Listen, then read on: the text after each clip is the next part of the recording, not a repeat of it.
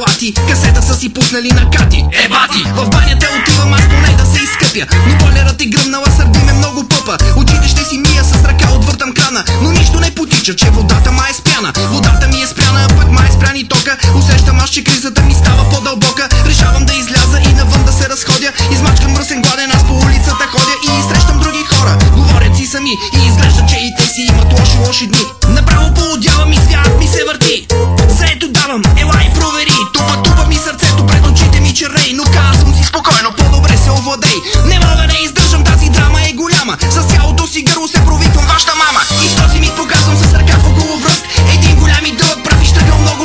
Това среден пръст, среден пръст, среден пръст, среден пръст. И в този миг показвам с ръка в около връст.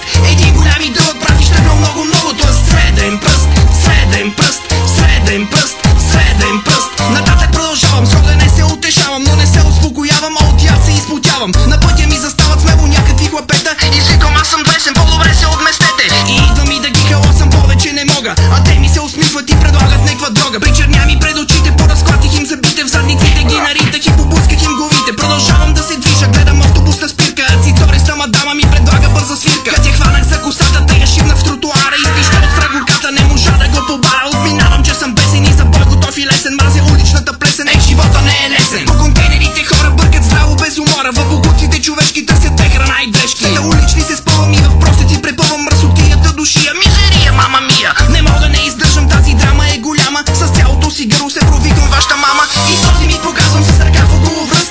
Един голям и дълъг прав изтръгнал много. Това среден пръст, среден пръст, среден пръст, среден пръст. И в този миг показвам с ръка в около връст.